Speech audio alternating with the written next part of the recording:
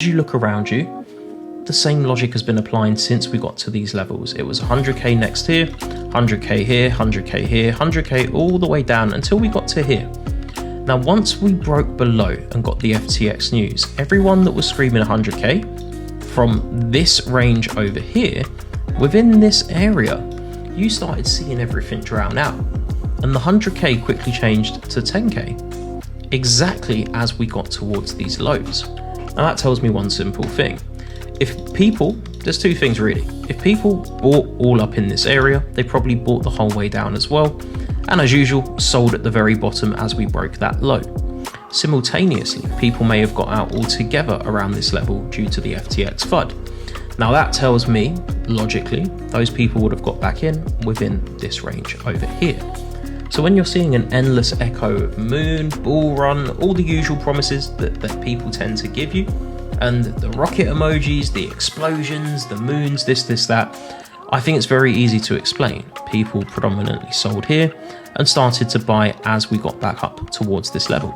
So you must remember there's a lot of people trapped in the market here, and there's now a ton of people trapped in the market here who naturally are not going to be looking down because they bought pretty much around the top.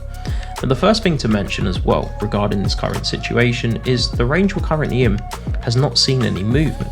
What you will notice right now is there is a huge amount of empty space before we get back to the bottom of this range. And even a move of this nature, which is basically the equivalent of a 15-16k BTC, it's not actually that big of a move. It's a minuscule move in the grand scheme of things because it still does not create a new trend. And this is where problems rise. So going back to the idea that a lot of people right now, if you look at how this market's moving, there's no real liquidity within the markets right now. And my theory, if you follow me on Twitter as you would have seen, is that a lot of people probably put their final shillings into the market as we got into this range. Not to mention this bull run from the March 2020 crash up to 69k was the biggest bull run we've seen to date.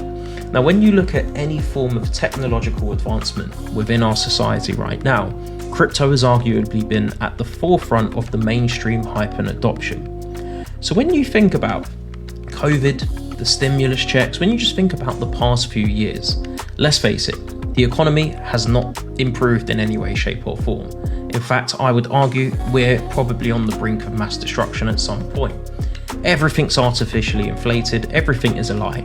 How much longer can they keep the facade, the fugazi up? It's a matter of time, obviously.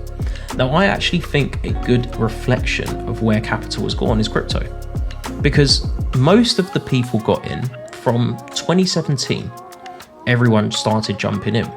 And more importantly, once we broke this high over here and crypto made new all-time highs, all of that retail capital, those stimulus checks, everything, life savings, mortgages, debts, people were doing some pretty crazy to get a piece of the pie when all of this was kicking off. So imagine these highlighted areas, whilst very poorly drawn, illustrate where most people were jumping in. So this is a great way to visualize where I would argue most retail capital has been brought into the market and remains within the market. Very simple concept here. A lot of money has gone into this market, and as we know, most people don't take profits. Very little money is coming out. So then when you look at how pay wages, etc., nothing's really increasing. Salaries are not improving. We're in a cost of living crisis. Things are getting worse and worse and worse. People have less money than ever, less savings than ever. And if people do have investments, the majority of those people had no prior investment experience and just went balls deep into crypto. So when you think about where most people's money is, especially those with a lack of investing experience, it's either in the stock market, riding those beautiful waves higher, or it's trapped in the crypto market within all sorts of degenerate, crazy plays. So this brings me to the next question with where we are right now. Interestingly enough, as we know, more people probably started jumping in here. It creates two simple equations for me. Regardless of which way we go at this point, and as you know, I'm not here to call a particular direction. I'm personally opting, by the way, just to make this clear, for a break eventually below this level and new lows to be created. The original 10k that everyone was calling for here, I do believe at some point, if not soon, we're probably going to start heading down there. The question is, how are we going to head down there? We're in no clear trend, we're stuck in a range.